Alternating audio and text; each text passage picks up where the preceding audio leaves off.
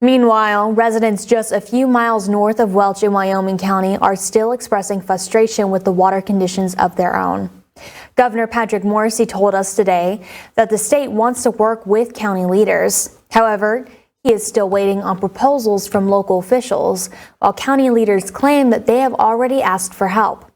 As state and local governments debate next steps, residents say that they are left to suffer in the middle. Newswatch reporter Danny Delante has that story.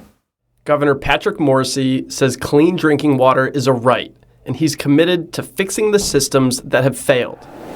Every man, woman, and child should have access to safe, clean drinking water. We know that these are the kind of investments that are going to protect public health, they're going to strengthen local economies, and they're going to lay the foundation for a brighter future.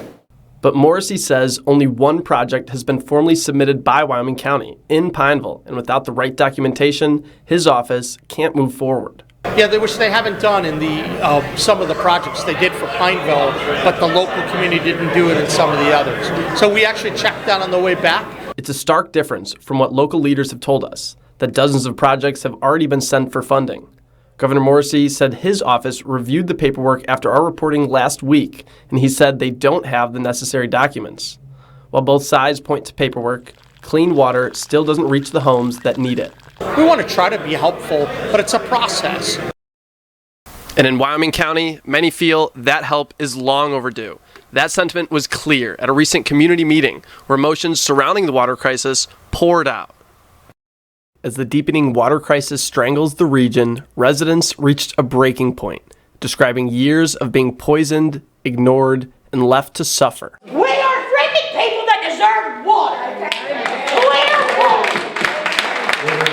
When I take a shower, coming from the public water system's water, it shouldn't smell like rotten eggs.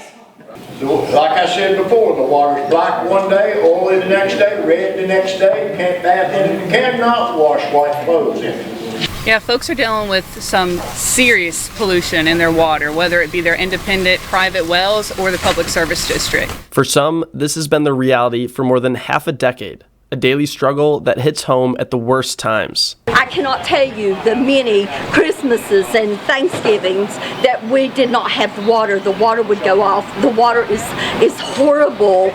Some spend over $100 a week on bottled water, while others have installed reverse osmosis filters only to find their water still contaminated. They don't care. Scientists say the threat is real and more testing is urgently needed. You see a lot of bacterial contamination, but there are other things that we need to know more about in terms of potential coal bed methane byproducts, in terms of surfactants. There's a lot of uncertainty about that, but we do know there's a water crisis here.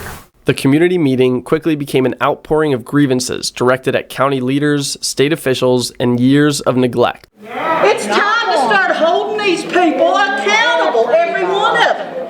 Pinevilles upgrading their water. Yeah. They're upgrading Salisbury sewer line. 911 got a nice upgrade. Well, of course. Where's ours? When are we tired of living in poverty here and asking for a clean glass of water? It has to end.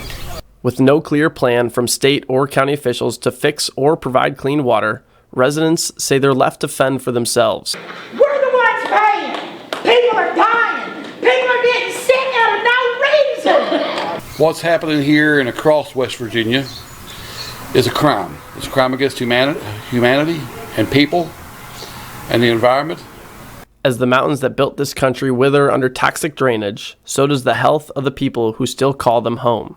They don't know if I've got cancer. I had to do biopsies on several places. I have hypothyroidism. I have gastric intestinal diseases. There's stuff going on. The people of Wyoming County and the southern coalfields in general have been abused. And I have friends who have gotten cancer, and people are leaving. After years of fighting for a basic human right, residents say they've had enough.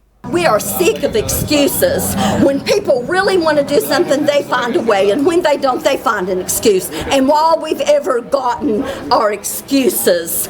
Grassroots meetings like this are filling the gaps, giving residents a voice and a place to be heard. We heard a number of things. People are upset, and they ought to be. And people are upset. They've had it with this, and they want accountability, and they want someone to fix the problems. but only if those in power decide to listen. But I know they're mad too, because the people that need to hear them weren't here today. While residents and volunteers spend their own money delivering pallets of bottled water, the word forgotten is an understatement. The cavalry is not coming. So local communities taking care of themselves, neighbors taking care of neighbors. We have to rely on each other. That we are all we have. After years of begging, all they want is water and to be heard. To the lawmakers, if you wouldn't let your family live like this, quit expecting mine to. Residents say they are not going to let their voices and stories go unheard. They are demanding action from county and state leaders, and they say they will keep organizing until they see change. The next court hearing for a portion of the contaminated water is on July 9th at 1 p.m. We will continue to follow this story and provide you with more updates.